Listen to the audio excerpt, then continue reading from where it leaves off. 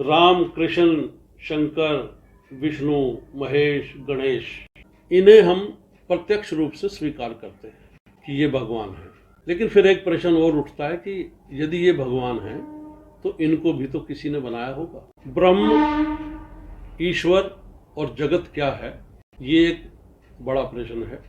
ये काम कैसे करते हैं, इनके नियम क्या है। बंधुओं, जय श्री हरि। का ये दुनिया ईश्वर ने बनाई है कि इस दूसरे भाग में मैं आपको तथ्यों के आधार पर बहुत कुछ बताने जा रहा हूं। ध्यान से सुनिएगा।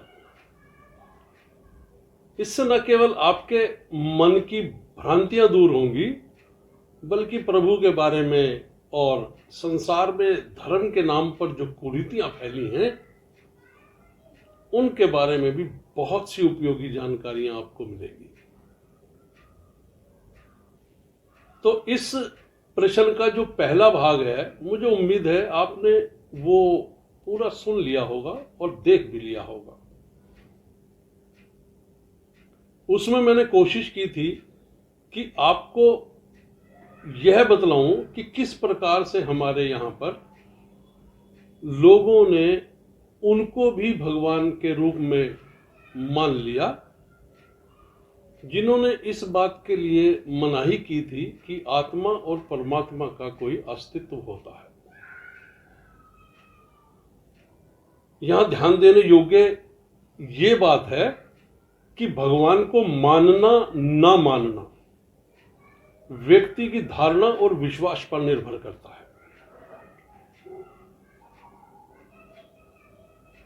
लेकिन प्रभु का होना ना होना, आत्मा का होना ना होना, ये सब बहुत विवादित रहा है।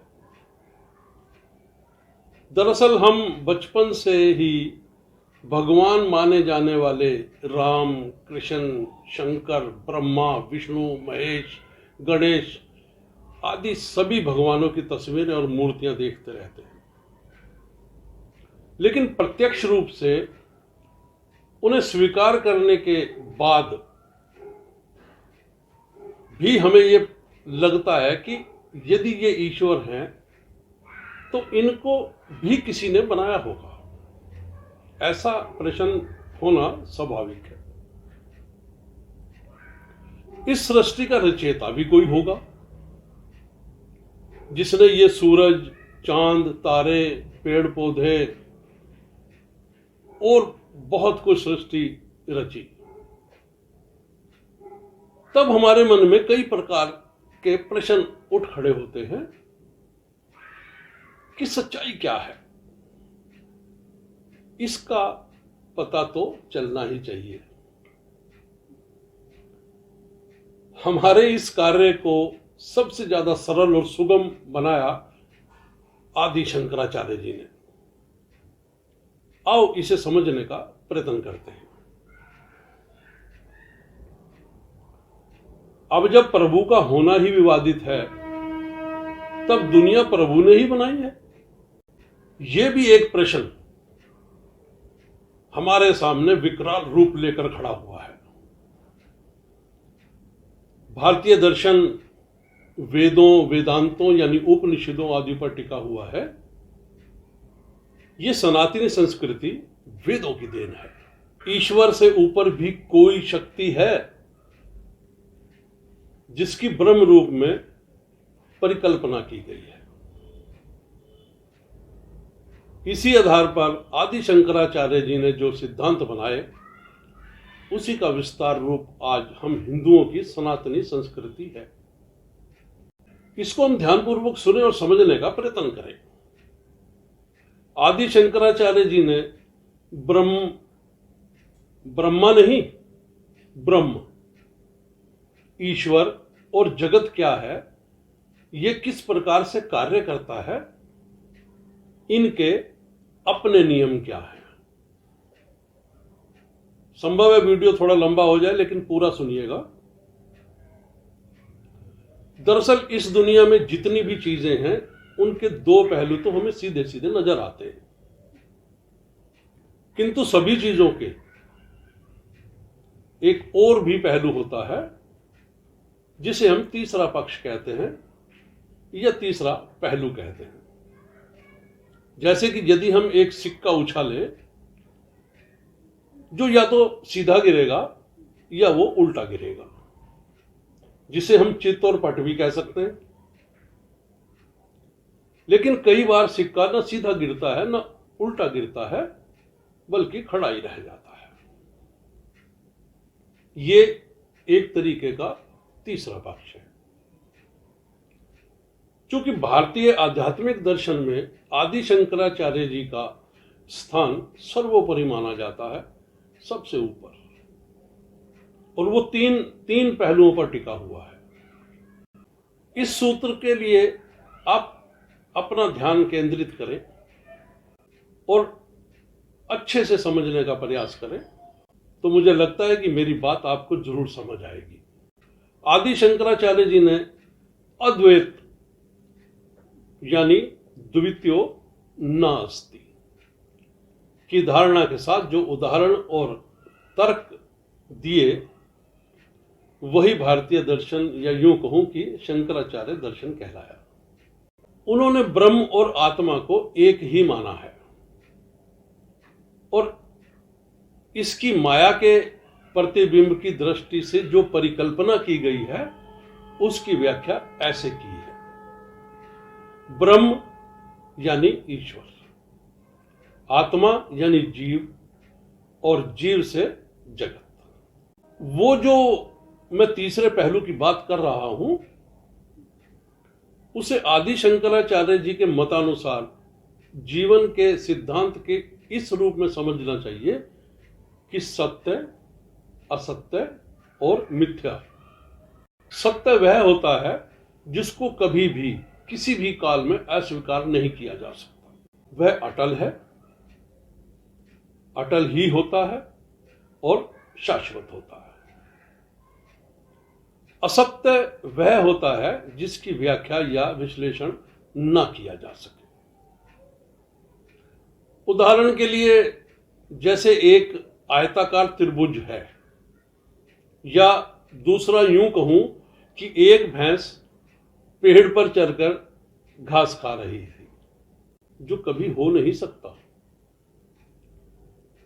तो जो चीज कभी हो ही नहीं सकती उसकी व्याख्या कैसे हो सकती है?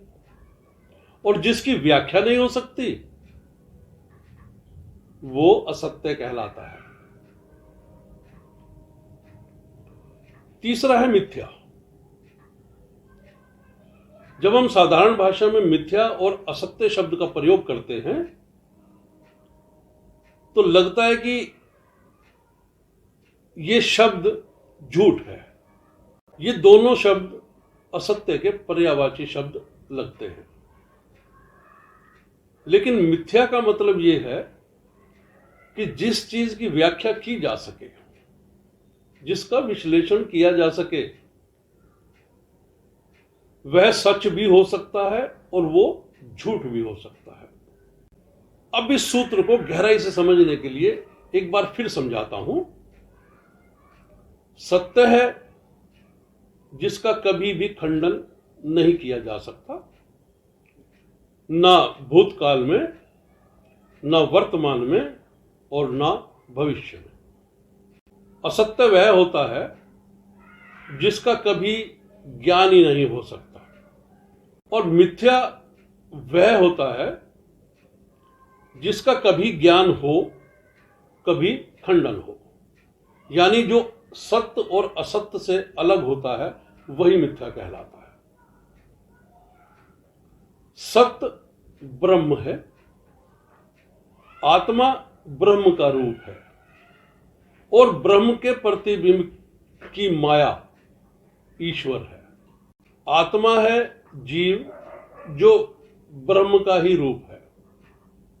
जीव से जगत है, जगत माया है, जगत मिथ्या है। जगत ब्रह्म का सोपन, जगत ब्रह्म का सोपन है, इसलिए मिथ्या है। अंततः सभी का विलय ब्रह्म में ही होता है। इस सूत्र को और भी गहराई से ऐसे समझें कि ब्रह्म का प्रतिबिंब माया रूपी ईश्वर है। आत्मा के प्रतिबिंब से जीव है और जीव से जगत है। ये बार बार मैं इसलिए दोहरा रहा हूं कि ताकि आप अच्छी तरीके से और ध्यान से इस बात को समझ सकें। यह जगत ईश्वर का सोपन है। जैसे हम सो जाते हैं तब हमारे सपने में हम स्वयं ही केंद्रित हो जाते हैं, यानी एक तो हम और दूसरा जो स्वप्न में जो हमारा केंद्र है, तो हम उस समय दो हो जाते हैं, लेकिन अंत उनका जब हमारा स्वप्न टूटता है तब हम एक ही हो जाते हैं। तो जब हम अपने स्वप्न के केंद्र में केंद्रित हो जाते हैं तो हमारे शरीर के जो 9 द्वार हैं वो स्वयं ही निष्क्रिय होकर नींद आने में हमारी पूरी मदद करते हैं। इस नींद वाली क्रिया में जब हम सपना देख रहे होते हैं तो खुद को अपने सपने के केंद्र में होते हैं। उसी प्रकार जैसे ब्रह्म इस सृष्टि के केंद्र में स्थित है। हम खुशी का सपना देखते हैं तो सोई हुई अवस्था में ही हम प्रसन्न हो रहे होते हैं, हमारा चित्त प्रसन्न हो रहा होता है। फिर जब सोकर उठते हैं तब चित्त की प्रसन्नता को महसूस भी कर रहे होते हैं। हम स्वयं को भी बहुत आनंदित महसूस करते रहते हैं। लेकिन जब हम कोई बुरा सपना देखते हैं तब हमारे चित्त की जो अवस्था है वो अलग हो जाती है। जब घबराकर हम एक झटके के साथ नींद से उठकर बैठते हैं तब भी हमारी सांसों की तेजी, दिल की धड़कन की तेजी स्वयं के साथ साथ दूसरों को भी दिखाई दे रही होती है। अब समझने वाली बात यह है कि जिस प्रकार से जब हम स्वप्न देख रहे होते हैं और अपने सपने के प्रभाव को महसूस कर रहे होते हैं, उस समय हमें स्वप्न भी वास्तविक लग रहा होता है। लेकिन जैसे ही हम स्वप्न से बाहर आते हैं हमें पता चलता है कि ये तो झूठ, मिथ्या था। तो जिसकी व्याख्या कभी सच लगे और कभी मिथ्या लगे वही मिथ्या कहलाता है। जबकि हम बोलचाल की भाषा में इसी को असत्य या झूठ कह देते हैं। तो अब आप, मुझे लगता है कि बहुत कुछ समझ गए होंगे असत्य और मिथ्या में क्या फर्क है। वही तीसरे पहलू की मैं जो बात कर रहा था, शंकराचार्य जी ने जो तीसरा पहलू दिया, मैं उसको आपको समझाने की कोशिश कर रहा हूं। इसी से ही हमारी जो प्रश्न है कि क्या ये दुनिया भगवान ने बनाई है, तो उसका जवाब भी मिलेगा हमको। बिल्कुल इसी प्रकार सपने वाली भीड़ या वस्तुओं का स्वप्न टूटने के बाद जैसे कोई महत्व ही नजर नहीं आता, इसी प्रकार से जो समस्त जगत है यह ब्रह्मा का सपना है, जो माया है, मिथ्या है। अब इस बात पर भी विचार कर लेते हैं कि फिर से ब्रह्मा, विष्णु, महेश कौन है? क्योंकि ब्रह्म ही एक है जिसे हम अनेक रूपों में देखते हैं। उन अनेक रूपों के जोड़ को हमने एक नाम दिया है ओम शब्द का। यही वो ब्रह्मा, विष्णु, महेश हैं जिन्हें हम सृष्टि का जनक, सृष्टि का पालनहार और सृष्टि का संहारक मानते हैं। इसे हम ऐसे समझने का प्रयत्न करें कि एक व्यक्ति जो कई कार्यों को अलग अलग रूप में करता है, जैसे घर का मुखिया अपने कर्तव्यों को संपन्न करता है, माता पिता की सेवा करता है, बच्चों का पालन पोषण करता है, अपने धर्म का निर्वाह करता है। वही व्यक्ति बाहर अपने कार्यस्थल पर किसी पद पर रहकर अपने कार्य को अंजाम देता है, सामाजिक दायित्व को पूरा करता है धार्मिक कार्यों को निष्ठापूर्वक निभाता है। अब व्यक्ति तो एक ही होता है, लेकिन उसके अनेक रूप हो जाते हैं। इसी प्रकार ब्रह्म तो एक ही है, उसके द्वारा अनेक रूपों में संपन्न किए जाने वाले कार्यों के कारण ही हम उन्हें अनेक रूपों में परिभाषित करते हैं।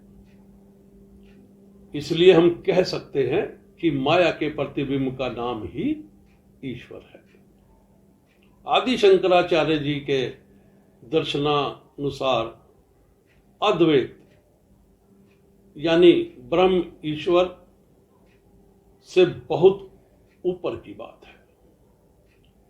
गुरु नानक जी ने भी अकाल पुरुष की बात की और केवल उसी अकाल पुरुष की ही उपासना को सर्वोपरि माना है।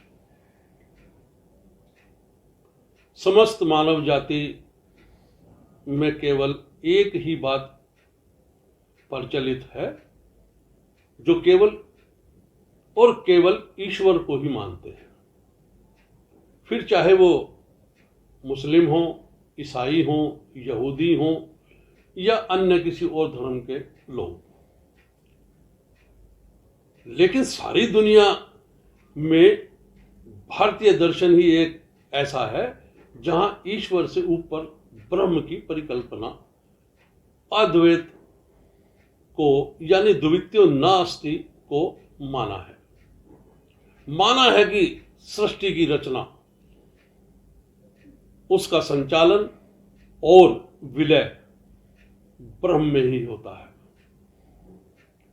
चूंकि ईश्वर से ऊपर ब्रह्म है, तो ईश्वर को हम नकारात्मक परिभाषित कर सकते हैं कि वह ईश्वर नहीं है, यह ईश्वर नहीं है, पर हां कुछ है, कुछ जरूर है, लेकिन ये ईश्वर नहीं है। अपनी साधारण बोलचाल में हम ब्रह्म की बात नहीं करते, लेकिन धार्मिक चर्चा में ईश्वर की बात जरूर करते हैं। अब चूंकि हम ब्रह्म की माया के प्रतिबिंब यानी ईश्वर की बात करते हैं,